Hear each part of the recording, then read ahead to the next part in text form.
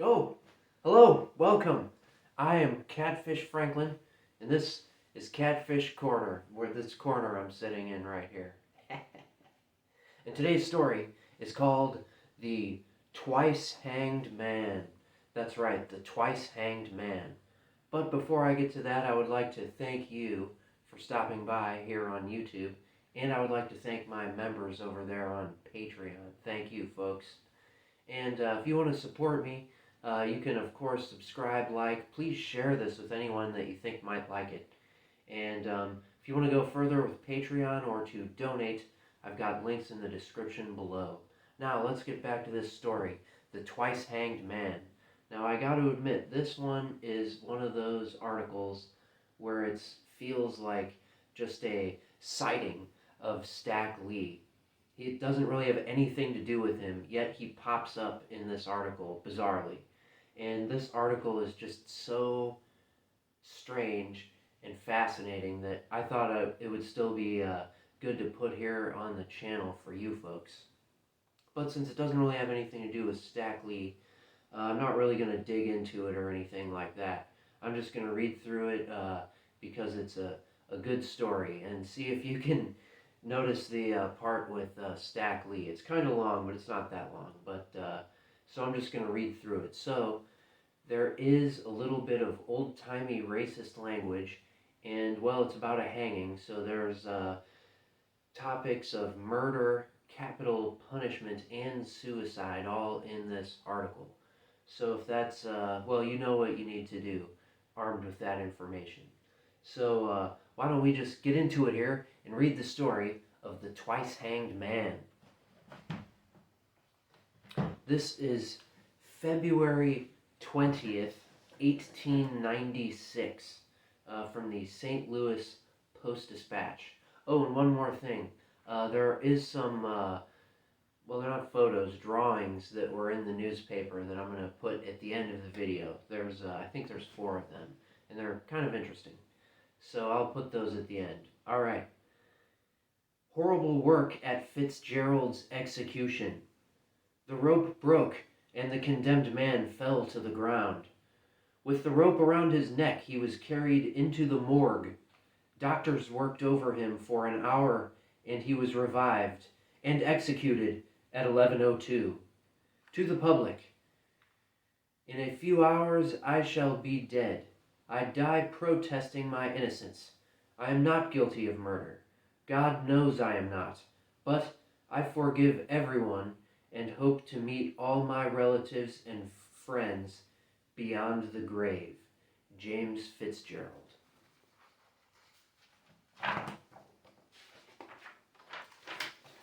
James Fitzgerald paid bitterly the law's penalty for the murder of his sweetheart, Annie Nasons. He was condemned to die, and his execution set for 6 o'clock Thursday morning. At midnight came an order from the governor to postpone the hanging until 10 o'clock. For 5 hours the condemned man was torn by alternating hope and despair.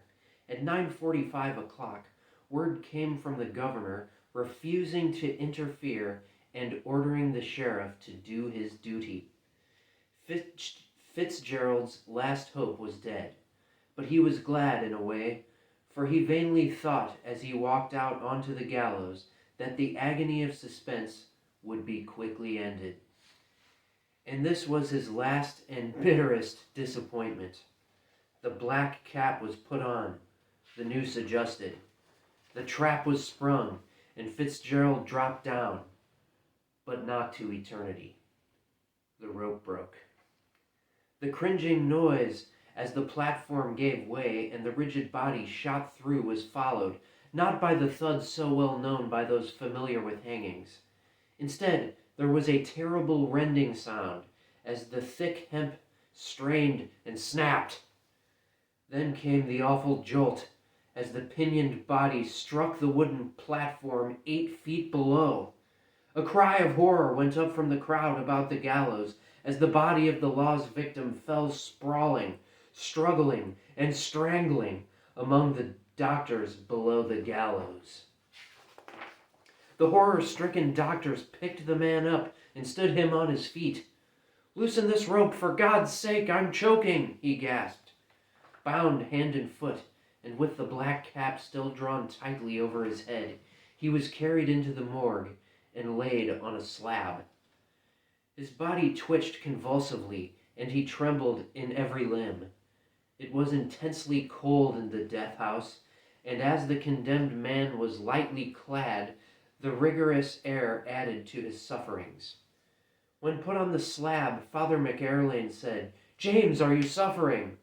"Father, I am in awful agony," he replied. "If they are going to kill me, let them do it quick and end my suffering." For 50 minutes, the condemned man endured agonies that the human heart cannot conceive. Meanwhile, Sheriff Troll and his deputies started to repair their bungling work.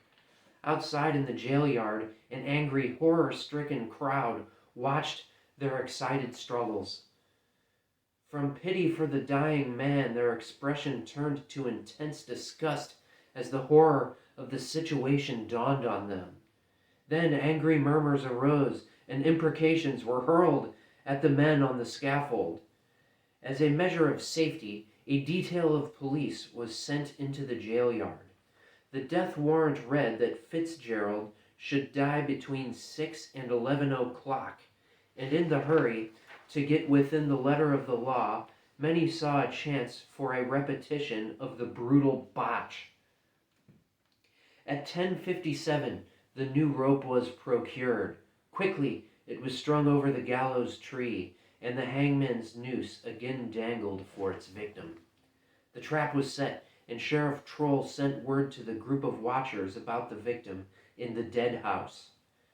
5 deputies carried Fitzgerald for the second time to the gallows. He was balanced between 2 deputies while the noose was adjusted. He was lifted on the trap. The drop was sprung, and at 11:03 o'clock, Fitzgerald's agony was over. Thus ended the most brutal, bungling, inhuman execution in the criminal annals of St. Louis. The dull gray dawn found hundreds of men hastening along in 2s and 3s in the cold, windy streets, with the grim old 4 courts as their destination. Many of them had passes, and many did not, but the scent of blood had drawn them all irresistibly to the scene of the execution, just as the vultures gather to await their victim's death.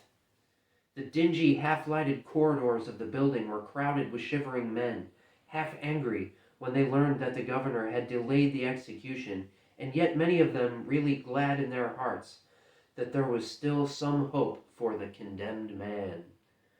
The crowd hung around for a while and then drifted away, only to return when the hour for the execution again approached.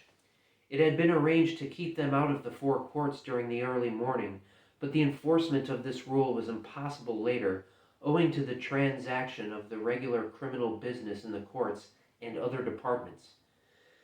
In consequence, the mob fairly overran everything and made it difficult to get from one place to another. Of course, the usual mob hung around the 12th Street entrance at the big doors, where the more favored ones were to pass through to witness Fitzgerald's death. Even though the governor did not come in from Jefferson City on the early morning train as was expected by many, Fitzgerald did not give up hope until the last moment of time allowed by the executive. In fact, the opinion was almost universal that if the sentence was not commuted, it would be postponed at least for several days. He chatted some, and even at times joked. When he read a story in the morning paper reflecting upon the deputy sheriffs in connection with murderer Stack Lee's visit to 11th and Morgan Streets, he laughed heartily about it and cracked several jokes at the sheriff's expense in conversation with Deputy Jailer Will Wagner. The prisoner's breakfast was sent in to him at 7:30. It consisted of ham and eggs and coffee. He ate it with apparent relish, after which he continued smoking and chatting. His nerve was really remarkable. About 9 o'clock, one of his cousins, Mary Smith, called to see him. She appeared in greater trepidation than he was, and the doomed man appeared in the role of consoler rather than as the consoled. Father McAirlane was in the cell at the time, and he smilingly remarked that Fitzgerald was a brave man. The prisoner smiled in return and went on in conversation with his cousin. As the hour of 10 o'clock drew nearer, the crowd grew larger, and the expectancy became more intense. Would the governor grant another reprieve? Would the man's life be saved after all? These questions were on the minds of everyone, and passed from lip to lip from one end of the big building to the other. Once the rumor started that the expected word had come, and it spread like wildfire that Fitzgerald would live, but it proved only a canard.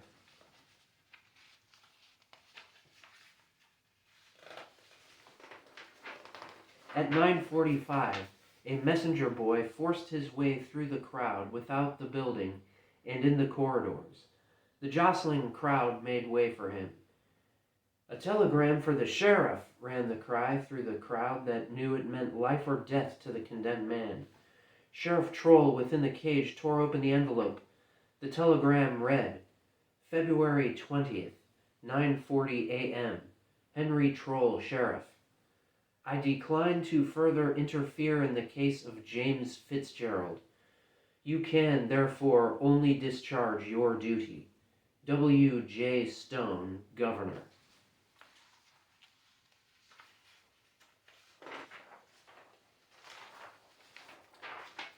Sheriff Troll accordingly pushed his way through the densely packed corridor to the jail door and entered. He had the death warrant in his hand. As he reached Fitzgerald's cell, the last sacrament was being administered by the priest. The prisoner's arms were then pinioned behind his back, and he was hurried out across the jail yard, through the bull ring, and out upon the last walk. Before him went the priest of God and the sheriff of the city. By his side were the two deputies, Andrew Langford and George Thompson, who had stood with the man the last few hours of the death watch. Fitzgerald was very pale, but his iron nerve did not desert him. With bared head he stood upon the scaffold facing the anxious crowd, which stood gazing back at him with that solemnity which the presence of death enforces. One deputy pinioned his legs, and then the rope was fastened about his neck. As he stepped upon the box which was placed upon the trap, the black cap was hurriedly thrown over his head, and he was ready for the plunge into eternity. Father McAirlane stood by him. "Pray, Jim," he said, as the black cap shut out the last look at the light. The last absolution was pronounced, and the priest prepared to sprinkle the dying man with holy water as he swung into eternity. At 10:14 o'clock, Deputy Sheriff Becker cut the rope which let the trap fall. Then, a horrible thing happened. Simultaneously with the clang of the trap, there was a ripping noise, and the body of Fitzgerald fell through to the ground. The rope had parted just below the ring to which it was fastened in the beam. The 4 strands of the rope tore loose like rotten thread. The pinioned wretch landed on his feet and fell backwards, the back of his skull striking the ground a hard blow. It happened so quickly that for a second the crowd hardly realized the horror of it. Then a cry of indignation arose, and there was a rush towards the scaffold. The cordon of police drove everyone back, and Doctors Jordan, Lippy, Wait, and Neathert, who had been standing below, ready to take the pulse and heartbeats of the condemned man, ran to his assistance. Deputy Sheriff Joe Brocker gave one leap from the scaffold, a height of 7 feet, and joined them. Fitzgerald was no more than temporarily stunned. It was not 10 seconds before aid reached him, and he was already conscious. "Loosen the rope," he said. The doctors and the deputy carried the victim of official bungling into the autopsy room of the morgue, where he was laid on a table. Doctors Wait, Jordan, Sutter, Gooman, Lippy, Kearney, and Behrens surrounded him. He was fully conscious, and beyond the nervous shock from his awful experience, he was uninjured. Father McAirlane was promptly at his side, and again he began to read the prayers for the dying, holding Fitzgerald's hand and occasionally pressing a crucifix to his lips under the black cap. At intervals, the tortured wretch uttered pious exclamations. "Are you suffering?" asked Father McFarlane. McFarlane, it says there. "Yes, Father, I am suffering," he moaned. "If they are going to kill me, why don't they do it quickly and end my agony?" Presently, he began to tremble with cold and from nervous shock. Convulsive shivers shook him from head to foot. Then he began to vomit, and still for some unknown reason, and with a refinement of cruelty, the black cap was allowed to remain. Occasionally, Father McAirlane raised it to wipe the suffering man's lips or to press the crucifix to them. The cords which bound him were hurting his arms and obstructing his labored breathing. "Can't you loosen these cords?" he pleaded. Red tape was there in the person of a deputy sheriff who declared there was no authority for such a procedure. "There is no harm in it. It is no use crucifying him," Father McAirlane said to Coroner Wait. Dr. Wait assumed the authority of ordering the ropes loosened, and this was done, leaving the hands free. "Reach in my pocket, Father, and get my watch. Keep it in memory of me. And some beads you will find there," muttered Fitzgerald, apparently touched by the faithful priest's ministrations. Father McAirlane took out the watch from the trousers pocket, the beads, and one or two little trifling mementos. In the meantime, Sheriff Troll had dispatched Deputy Sheriff Grenzer to Broderick and Bascom's, 2nd and Morgan Streets, for a new rope. The room where the condemned man lay was filled with a curious crowd, who surrounded the slab, trying to catch the muffled words which came from the lips concealed by the black cap.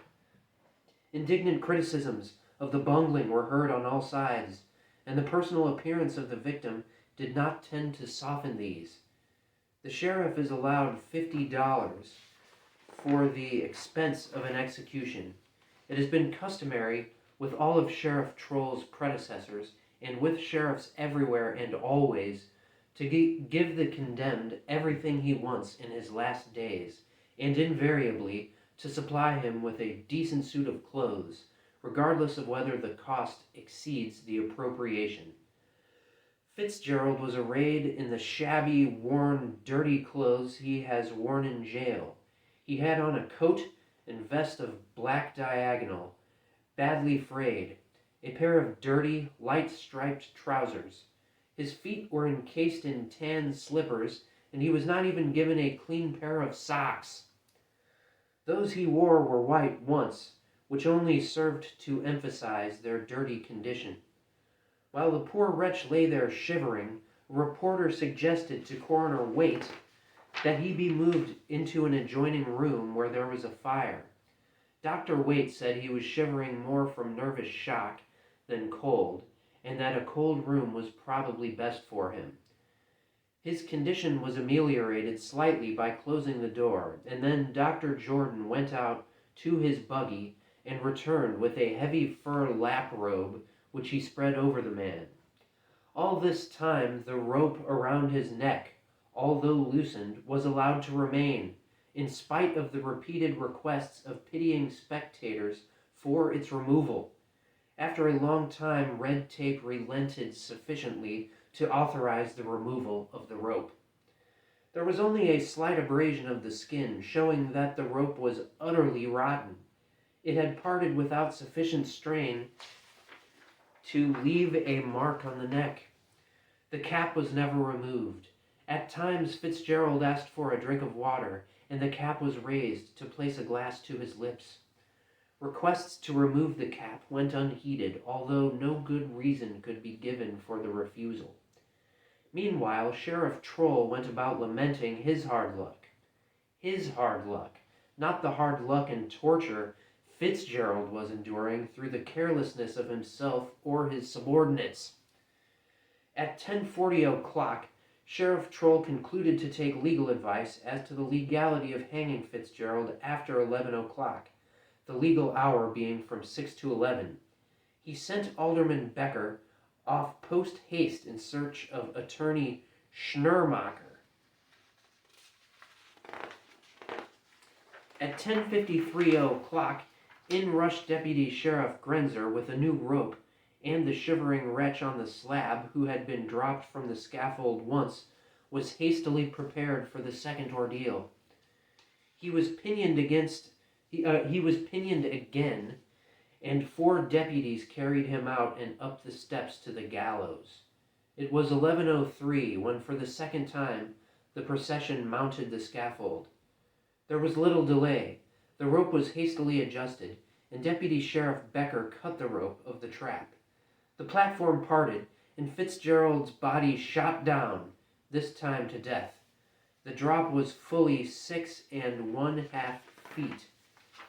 As the rope gave under the weight, the toes touched the ground, but after a slight rebound, the dangling body escaped the ground. The doctors seized and held the swaying body. Dr. Neville placed his ear to the heart.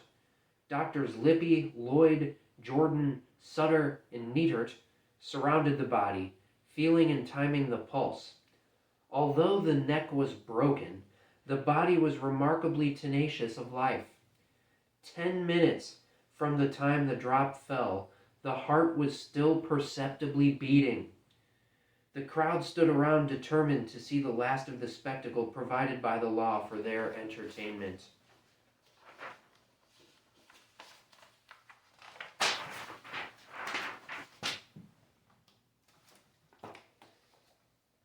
The drop fell, according to Dr. Jordan, at 11:05.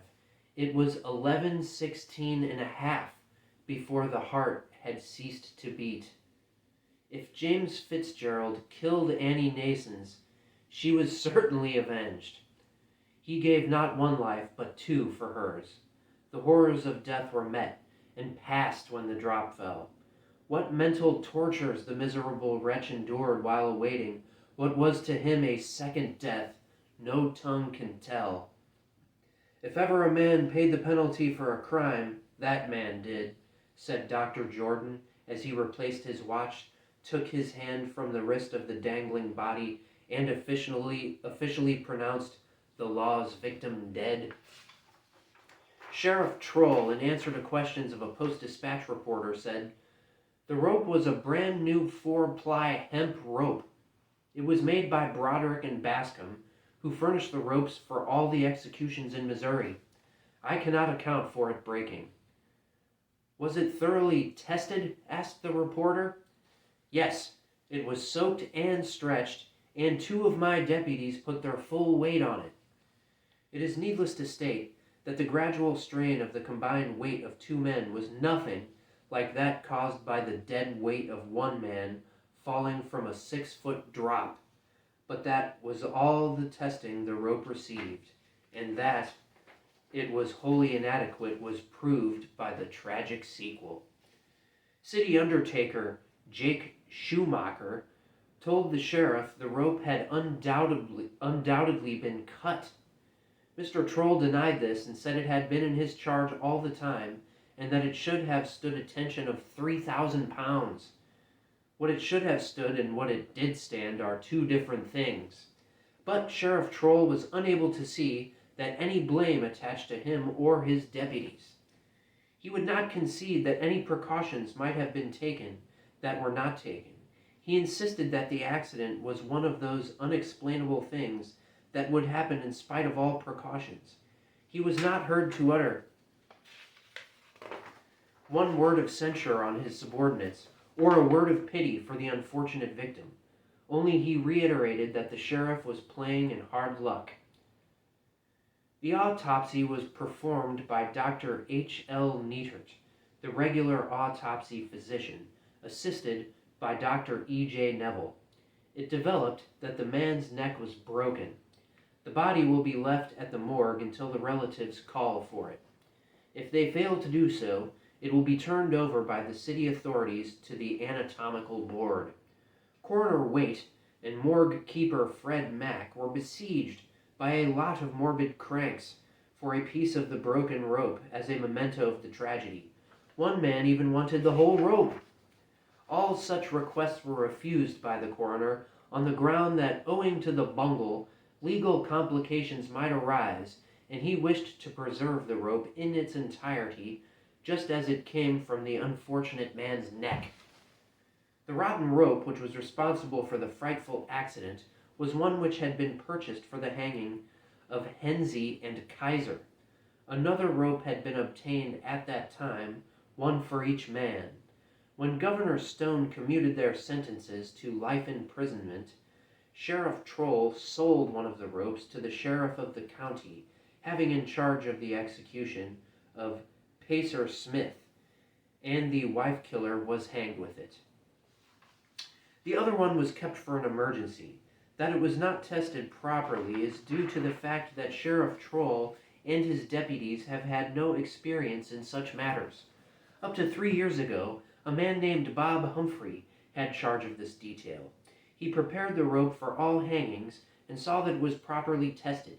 He died shortly after the Welser hanging, and since then there has been no expert hangman in this vicinity. There was nothing illegal in the execution, said Marshal F. McDonald at noon, when told the particulars of the affair at the jail. The sentence read that Fitzgerald should be hanged by the neck until he was dead, and of course it was the sheriff's duty to keep trying until he succeeded at the wretched job. But that boy never should have been convicted, and would not have been but for Judge Edmonds' zeal as a prosecutor instead of as a judge. Fought like tigers. Efforts of the mob to get in at the 12th Street gate. There was a most terrific struggle at the 12th Street gate to the jail yard when the doors were opened to admit the spectators. 7 stalwart policemen stood there as a bulwark against the maddened mob, who fought like tigers to get within, fearful that they might miss the dread spectacle. Threats and blows did not avail to keep them back. Those in the rear crowded upon those in the front, and more than once the officers were almost swept from their feet. For fully 15 minutes the struggle went on, and not until those who were fortunate enough to possess tickets were safely inside was there any let-up. The policemen were almost exhausted by their efforts. All sorts of subterfuges were resorted to by the curious to see the execution. Many of them sprung tickets for the Henze and Kaiser execution. These had been issued but never used owing to the commutation of the sentence. Some succeeded in working the dodge, but most of them were detected and barred out. As usual, the housetops on Spruce Street and 12th Street were crowded with people who hoped to get a glimpse of the scaffold. They withstood the biting winds, but the police drove them off at the request of some of the owners whose premises had been taken possession of without permission. One venturesome individual who crawled onto a house across from the morgue got so excited when the trap was sprung the second time that he fell off and was badly shaken up.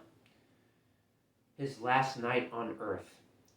Hope arose when word came that Governor Stone had delayed the execution. When darkness began to steal into the silent and dismal old jail Wednesday evening, James Fitzgerald, for the first time since the death watch had been placed on him, began exhibiting signs of nervousness and apprehension. During the afternoon he had been active and even jolly, but when his friends departed and only 2 deputy sheriffs and a near relative remained, Fitzgerald's demeanor began to change. Just before 6 o'clock, he retired to his cell and remained there for quite a while, silent and moody. Shortly after 6, his supper, which had been prepared at a neighboring restaurant, was brought in. It consisted of some fried eggs, potatoes, and a pot of coffee. With it was a small glass brimful of whiskey and 3 cigars. Fitzgerald took a cup of coffee and then gulped down the whiskey. Then he lit a cigar and seated himself in a chair outside his cell. He remained there for over half an hour, and every minute that he communed with himself, his fear of death apparently increased, for he lapsed into a silent and morose state, and would have nothing to do with Deputies Bowcock and William Troll, who made several unsuccessful attempts to divert his thoughts by plying him with questions. Shortly before 8 o'clock, Father McAirlane, the condemned man's spiritual adviser, arrived. This kind and sympathetic priest shook Fitzgerald's hand with an energy and sincerity that caused the unfortunate prisoner to wince, and yet look gratified at the same time. "Well, Jim, there's lots of hope yet. You've got some strong people back of you, and their word will go a long way with the governor," said Father McAirlane.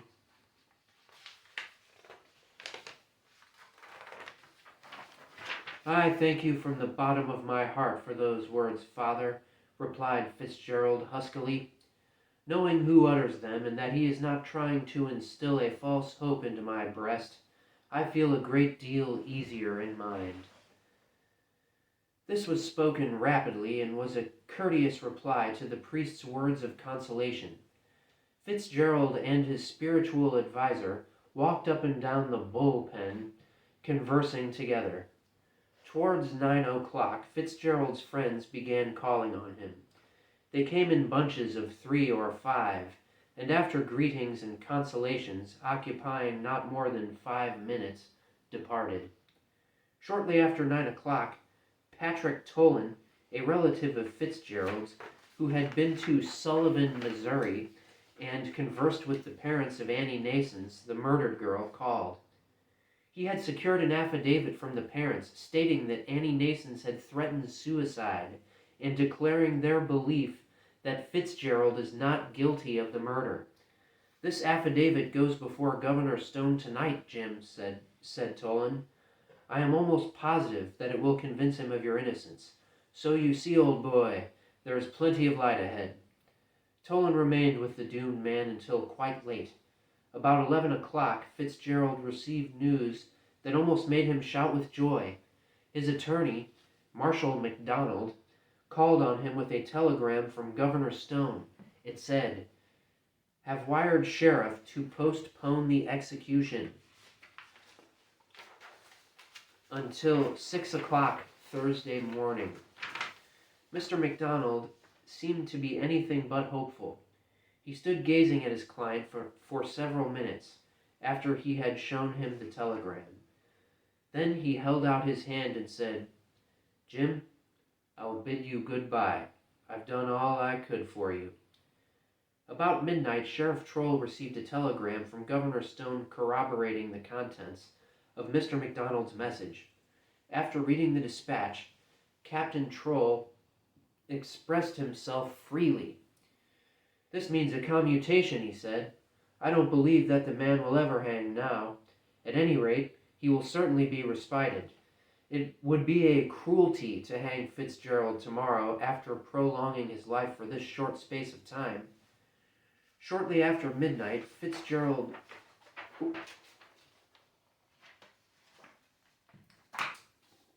was again served eggs, potatoes, and coffee. Then he again conversed for quite a while with Father McAirlane, after which he sat outside his cell and talked with his friends. Fitzgerald made a statement to Father McAirlane Wednesday night in which he said that Annie Nasons had shot him and then committed suicide. From 2 o'clock until 6, Fitzgerald retired to his cell and rested. Doctors' opinions. They say Fitzgerald must have suffered excruciating agony. The suffering of Fitzgerald after the breaking of the rope was something terrible. Although he said little, the convulsive action of the muscles and his prayer for death spoke plainly enough. A number of physicians were interviewed on the subject with the appended result. Dr. G. W. Broom. "During 1 second, a man could suffer 100 deaths. The pain is indescribable. Only a doctor can realize it. The straining of the numerous nerves and laceration of muscles causes intense pain. I was not present, but the sudden stretching of the spinal column, which occurred, added to Fitzgerald's suffering. The fact that he talked very little, and when he did with apparent pain, shows the seriousness of his injuries. His neck was not broken, and if given proper attention, he would have recovered. Dr. George Thompson. It was an outrage and a most horrible butchery. The breaking of the rope was bad enough. The lacerating of the muscles and tearing of the flesh and the jar to the spinal column caused fearful pain. Why didn't they rehang him immediately? Hanging is a most brutal mode of capital punishment. Only in cases where the neck is broken immediately is the victim without pain. This causes immediate paralysis of the nerves, and there is no feeling in the body. In the majority of cases where death is caused by strangulation, the suffering is intense. Dr. Samuel Houts. Death by hanging is a most painful one. The suffering until life is crushed out cannot be described. The horrible butchery of this morning should go far to do away with the noose. If I wanted to kill a cow or a pig, I would kill it quickly. A human should be shown the same consideration by the hangman. They must have been very careless. At any rate, they should have rehung him immediately and saved him the suffering. Dr. L.P. Walbridge. It is a surprise to me that the jar and intense pain didn't cause death instantly. Fitzgerald suffered 10 deaths. The wrenching of the spine caused by a fall affects nearly all the nerves in the neck. Still, the injury was not very serious or paralysis would have set in. The tearing of the muscles in the neck causes an intense pain. Dr. W.R. McCall. I am at a loss to find words strong enough to describe my sentiments. The pain Fitzgerald suffered lying waiting for his next turn must have been intense. Every muscle, every nerve in the neck must have been more or less affected. If the spinal cord was affected, paralysis would have resulted. Dr. P. French. Hanging at the best is a slow and painful death. I never made much of a study of it except one time, when with the use of a battery, I succeeded in creating respiration in the body of a Negro hanged in Mississippi. But his neck was broken and he couldn't recover. The state had pronounced him dead, and several physicians, including myself, attempted to bring him to life as an experiment. Fitzgerald must have suffered intensely. It is an outrage that he was permitted to suffer so long. Dr. A.C. Bernays. Fitzgerald could have recovered if given proper treatment and an opportunity to do so.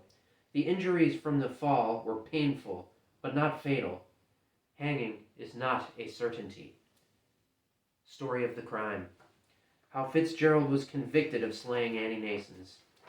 James Fitzgerald's crime was the murder of Annie Nasons, his sweetheart, shortly after midnight on November 24, 1893. Many still doubt that he was guilty of cold-blooded murder, and many believe that the fatal shot was fired by the girl herself after she had attempted to kill her lover.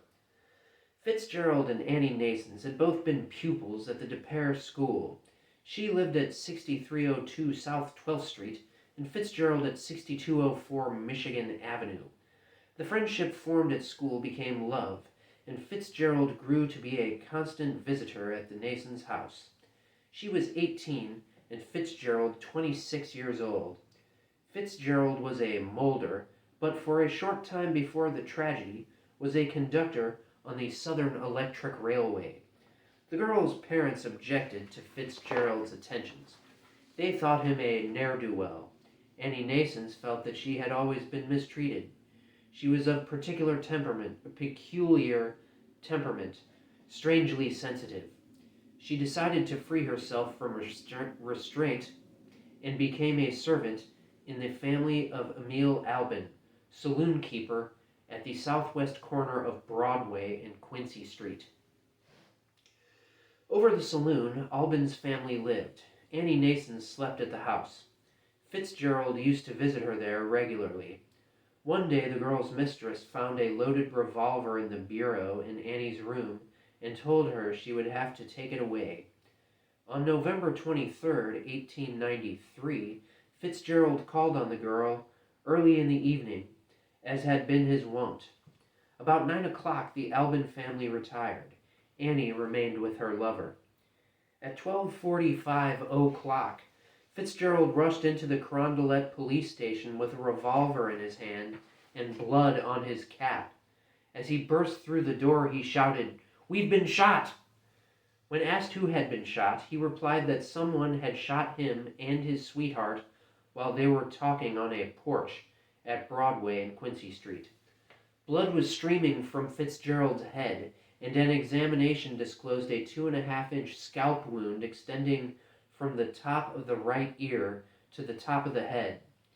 Sergeant Con O'Donnell and Patrolman O'Brien were sent. Sergeant Con O'Donnell and Patrolman O'Brien were sent with Fitzgerald by Captain William Young to the scene of the tragedy. Fitzgerald took them to the saloon and the boarding house of Emil Albin, 7001 South Broadway. He took them into the yard in the rear of the saloon and up the stairs to the second-floor landing. Here Annie Nasons was found. She was unconscious and lying in her own blood. The Albin family were aroused. They heard no shots. Dr. Lyman Reber was summoned by the officers. He saw at once that the girl was mortally wounded. The bullet had entered her head back of the right ear. The scalp was powder burned. Fitzgerald's story was soon told. He said that he and Annie Nasons had been talking on the back porch when he was startled by a pistol shot. The next moment, Annie Nasons fell into his arms. Immediately there was another shot, and Fitzgerald felt a stinging sensation in his head. He had been struck by a bullet. He saw a man running from the yard and pursued him. He fired 3 shots after the fellow. He thought the murderer might have been one Jim Burke, with whom he once had trouble and who had threatened to fix him. At daylight, Captain Young examined the surroundings at the scene of the tragedy. In the roof of the porch he found 2 bullets.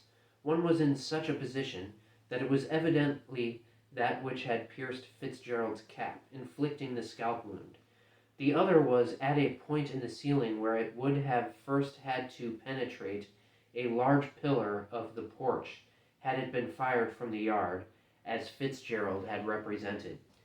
Captain Young took Fitzgerald again to the place and pointed out to him that his story was manifestly false, as it was physically impossible for the tragedy to have occurred as he had described.